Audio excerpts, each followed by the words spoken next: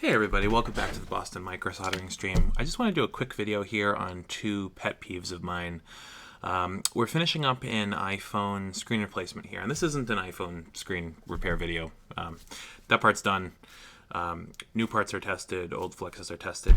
I just want to focus on two things that I see a lot of new and old technicians alike kind of skip as a time cutting or really a corner cutting measure, and that is going to be placement of the LCD flex when reinstalling these, and also just kind of a lazy habit of not replacing the waterproofing adhesive on the 7s, 8s, 10s forward. We have an iPhone 7 Plus here, which we've already removed the old destroyed display, tested a new one here. I've got all the flexes installed, but I just want to show you the difference between the old part and the new part when it comes to the flex placement.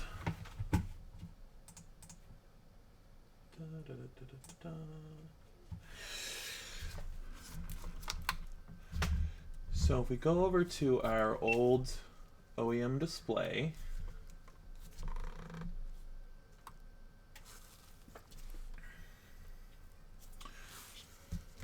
one thing we're going to notice is this large gap between the metal of the shield plate and the beginning of the flex.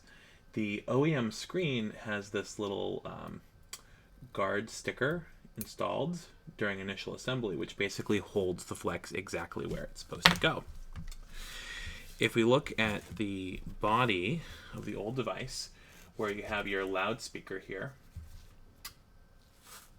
there's a big gap between the loudspeaker and the board. This slot essentially is just empty space to hold that shield plate for the LCD. If you misplace the flex too high, too low on the body of the phone, effectively you're going to get a big yellow pressure spot and the screen is not going to close properly. So if I look at my new display here, this is a refurbished OEM LG screen. So in every way identical to the destroyed LCD that we took out. Shield is the same size. It came from the vendor. This is a mobile-centric screen pre-installed within the shield plates. There's those guys. Very reliable vendor, very good parts. It just happens to be that this flex is not installed perfectly. There's a little bit more of a gap. And just to show you the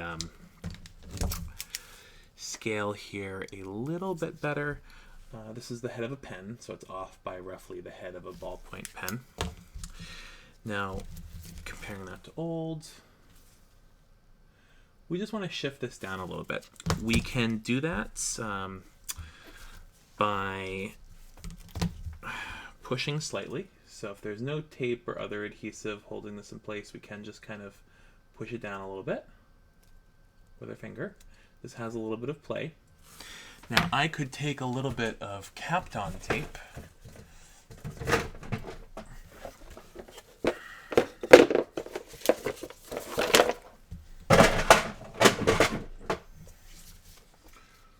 Kapton, put it there to hold it.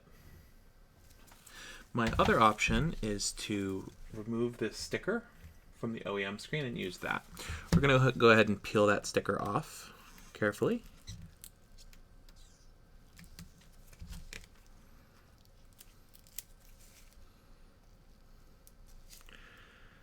Wrinkled it a little bit.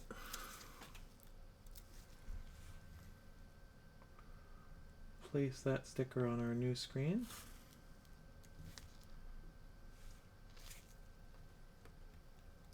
Now this you do not need a microscope for. This can absolutely be done with your eyes without the need for tweezers. Managed to wrinkle this. That's okay. Peel that off a little bit. And we can see I've let that sneak back too high again. So all that I'm going to do is peel the sticker up on this side, free the flex. I'm going to push this down a little bit by hand and check our alignment again versus the original. Yeah, it's off by a fraction of a millimeter, but that's fine. this now is not going to shift. Make sure that our backlight sticker's there. Yeah, backlight sticker's not going anywhere. So now when we close this machine, our shield plate on the flex is going to go precisely into this little slot under the board. There's going to be plenty of wiggle room, you know, a millimeter above it, a millimeter below it, and it's going to fit perfectly. Now, the second thing I want to go over is, you know, lazy technicians just reusing the waterproofing adhesive on old screens. See, we have the housing of our device. This is the bare painted metal. We have our foam rubber original glue here. It's always going to separate in such a way that you have, you know, chunks of it left on the edge of the old screen and chunks of it left on the edge of the new screen. You know, your iPhone 7, iPhone 8, iPhone 10 is going to work perfectly without this, but realistically, we're talking about a part which, if you're buying them in bulk, should be average 50 cents. You know, these glue strips, pre-made with pulls to keep both sides clean until use. You know, once in a while you'll get some which are a little screwed up along the sides. You want to reject them. But these little foam rubber strips, you know, 40 cents in bulk, $1 or $2 if you need to order one from somebody with, you know, free shipping. If you're going to be replacing a screen, replacing a battery on a device which was intended to be water resistant, you may as well make it water resistant again. So it's really important to go through and peel off all this old adhesive. If you're using a tool to do so, make sure that you point that tool away from the battery, point that tool away from the motherboard. You can also pull off with tweezers.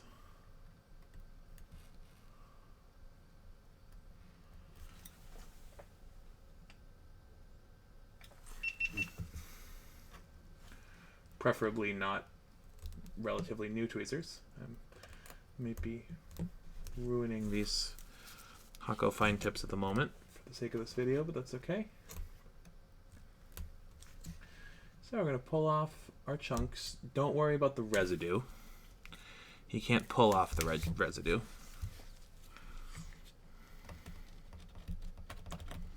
That's residue and just a tiny little, that's just actually a tiny crack in the housing. Customer dropped this phone pretty hard, but it's a tiny crack.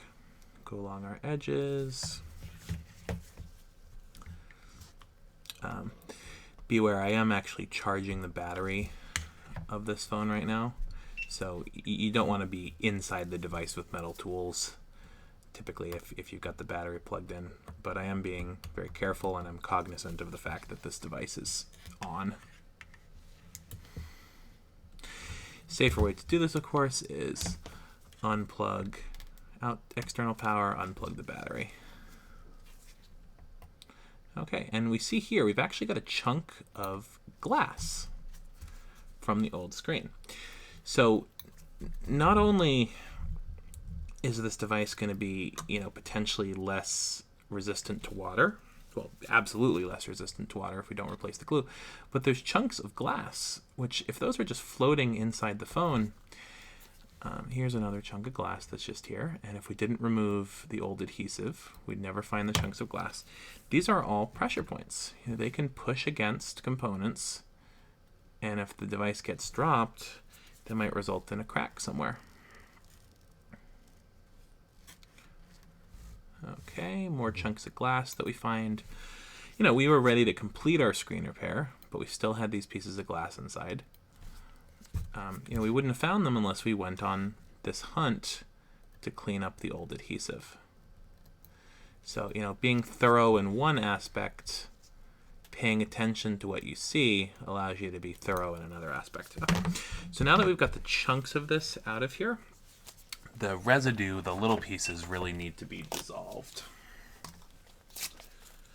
And for that, we are going to take alcohol pads. Alcohol pads are the best at this. You can, take a syringe.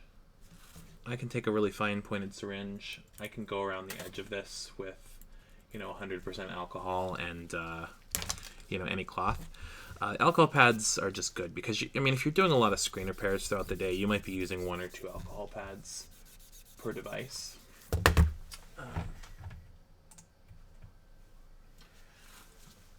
And it's good to just be able to dispose of them when potentially they get full of glue, full of bits of glass. And what I'm effectively doing, I'm just holding this, kind of underneath my fingernail. You see it's forming a line of the dirt.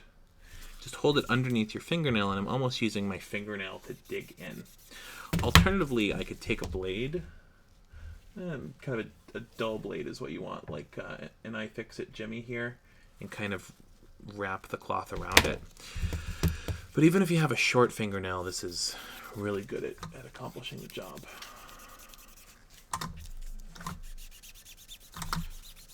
All the while I'm kind of pulling at the housing away from the board, away from the battery. This way, if my hand slips, I slip away from anything important. I'm not going to grab onto a grounding pin and tear it out. Okay, so I just kind of took 60 seconds to go around the frame with just 1 alcohol pad. And now I go back and look. We still do have a little bit of a frame crack. There's nothing we can do about those frame cracks. This little dent we can potentially push out a little bit. Yeah. There's very little residue left behind. You can scrape this if you want, but this big area is going to be covered with new glue soon enough. But now if we look, we've got this nice bare surface to work with. Tiny bit of residue on the end. I could go 1 more pass. Don't need to because we're going to use new glue. Got another housing crack. Got another tiny piece of glass here. Now, most of your jobs are not going to have these cracked housings, but having the glue is just a little bit more structure to your phone, and that little bit of extra structure will help hold together cracked plastic and metal frames a little bit better. Okay, so we have our new glue strip. Depending on the vendor these come from, they're typically going to have a backing on each side. This one has a pull tab. Pull tab on to expose the side that's going to go down on the frame of the phone.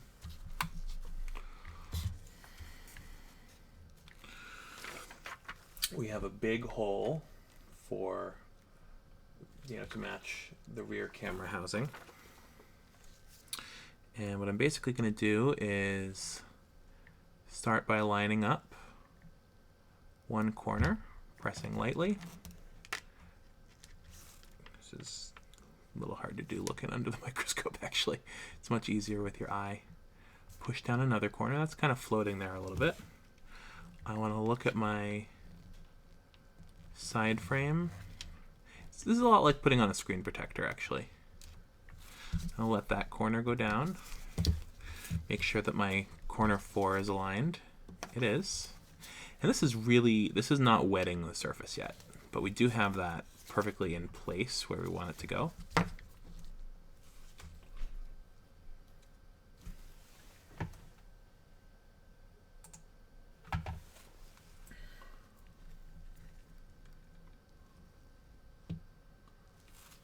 And what I'm going to do is take any blunt object, this is the back of my tweezers, I'm going to go along this edge and just press down.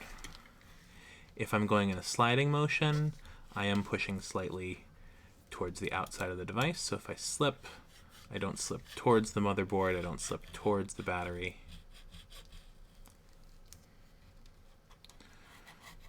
Right, and there's going to be a little bit of a gap. These glue strips are a hair smaller than the body of the device. They're supposed to be slightly smaller. Okay, Now I'm going to go back up to my top left corner, which happens to be where the next pull tab is. I'm just going to slowly pull this off.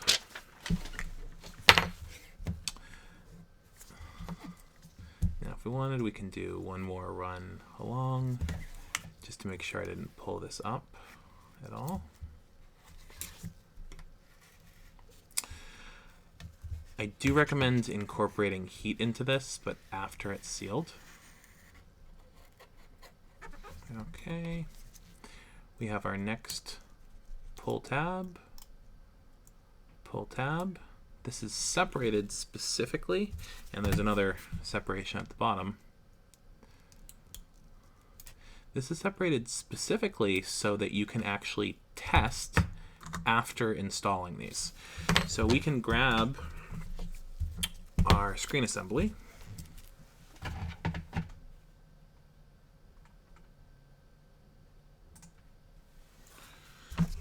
Scoop out of the way.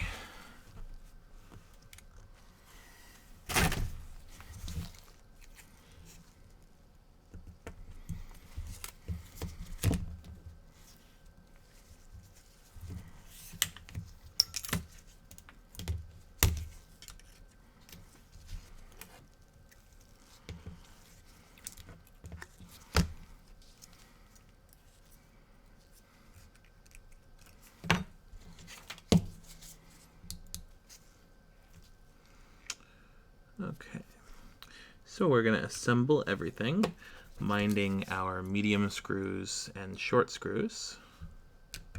iPhone 7 Plus is a long screw opportunity device. This medium screw, I do not want to put my medium screw into the short screw hole. Long screw damaged my camera data lines, don't want to do that. My battery is unplugged here while I plug in my LCD.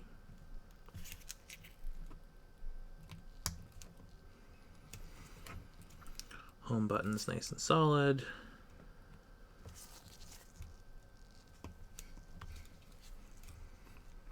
LCD is nice and solid. Battery's got a solid connection.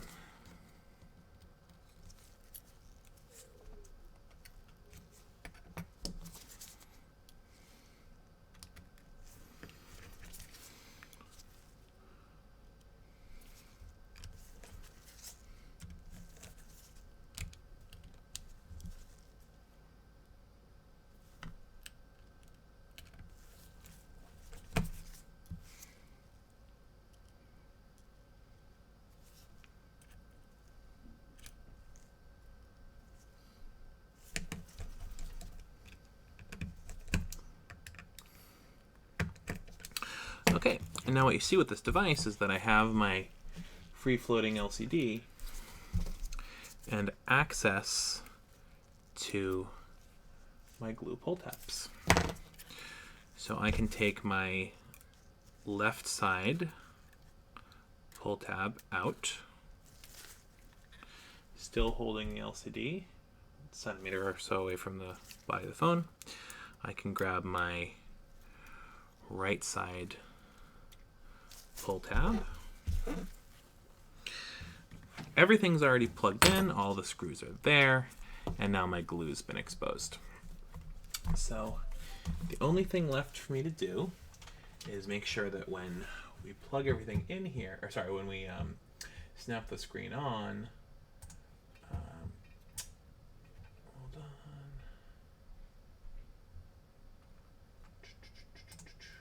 When we snap our screen on, that the flexes are not sticking to the new glue.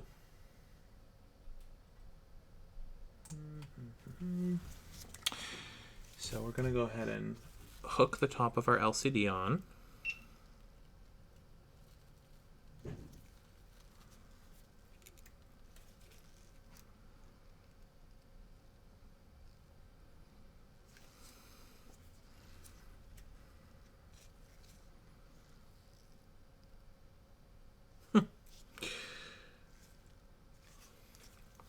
So in the course of negotiating camera angles here, I added a completely unnecessary turn to the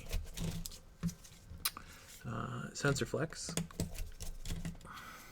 It always goes to show that when you're recording something, you should be paying attention to the something. You shouldn't necessarily be paying attention to the recording. Okay, so we're going to make sure that that doesn't have that extra turn before we close this up. That would be bad. We'd crimp the flex.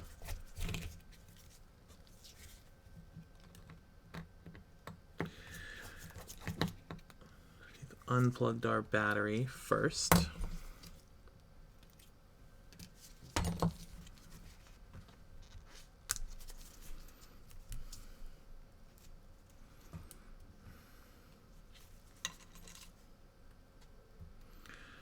Now we've unplugged our sensor flex. I am just going to get the LCD unplugged just so I can do this at the correct angle. We always want to start with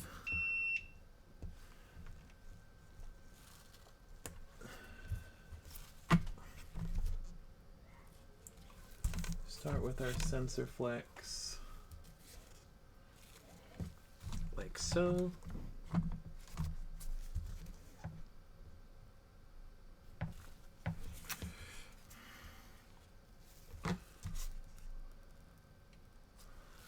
So we can add our sensor flex plate back in.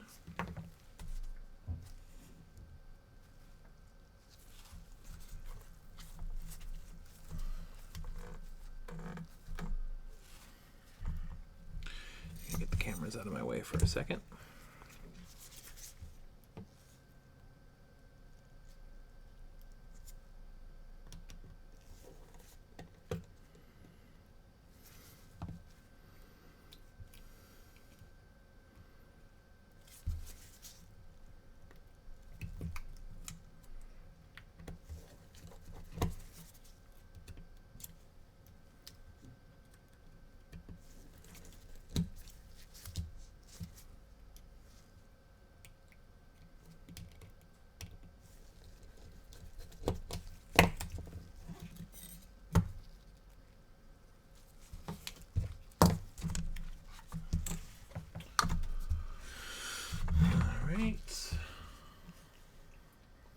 Got our home and LCD.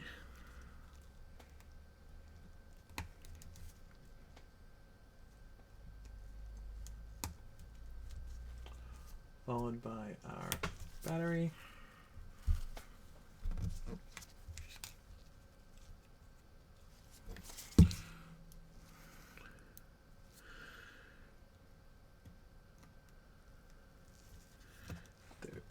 Just not enough room to do this without hitting the microscope. That's okay though.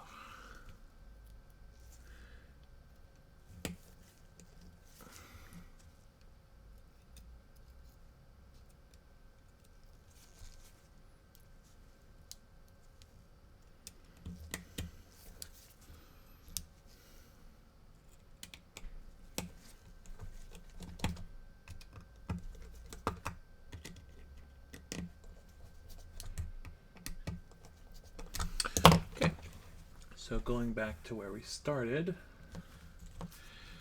our hollow space here is now going to be perfectly aligned with the shield on our LCD flex. It's going to sit right in the middle of this space.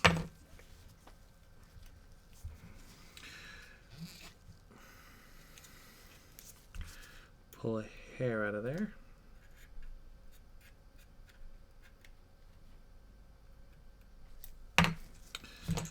Okay, we are going to line up the teeth of this screen with the top housing.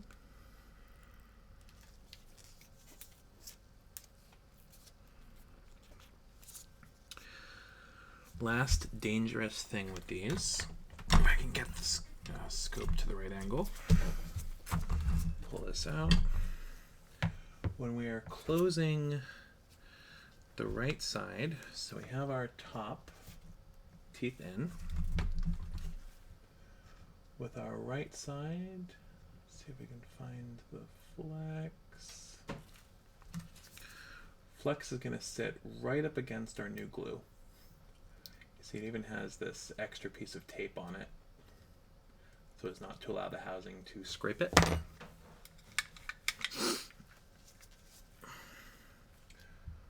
When we close this machine,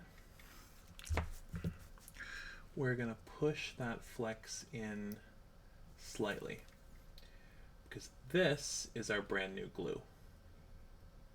You can see how it reacts when I touch it with the needle tip of the tweezers. We do not want this flex to stick to that glue and then get guillotined by the metal frame, back frame of the LCD. So we're going to take something blunt, push down just a little bit, and then we can close our LCD. Mind closing the right side and the left side at roughly the same pace.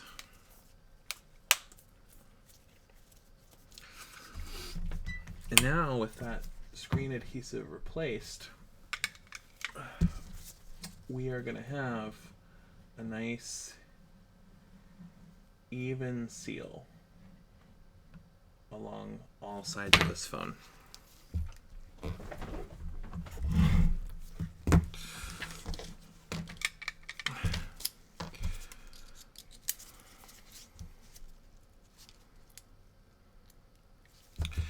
Pop the pentalobes into this before I forget.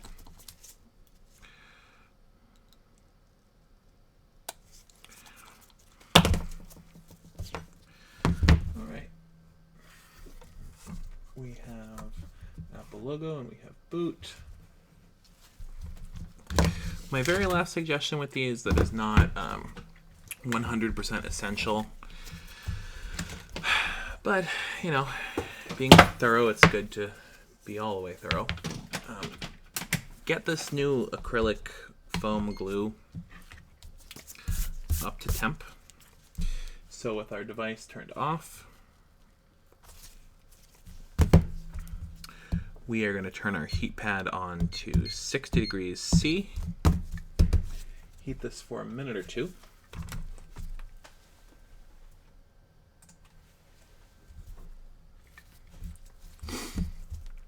Just a minute or two. Heating it from the bottom, heating it from the top is irrelevant. Our goal is to get the glass and the aluminum up to about 60 degrees Celsius.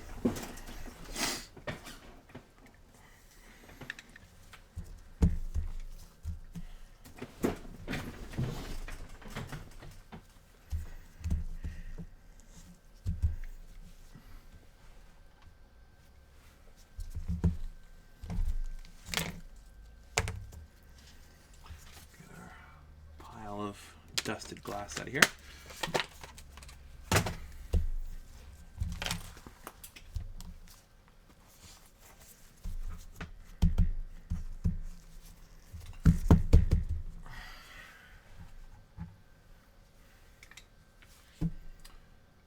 And as I cannot find my weights at the moment, we're going to choose absolutely any household object, office object. We're just going to add a little bit of weight to this. So once we're up to temperature, looks like we've got our mat pretty hot. Our machine is getting warm as well. We're just going to cut the heat. And we're going to add some top weight just until this reaches room temperature. So we can take it off the heat pad if we want, if we've got a nice flat surface.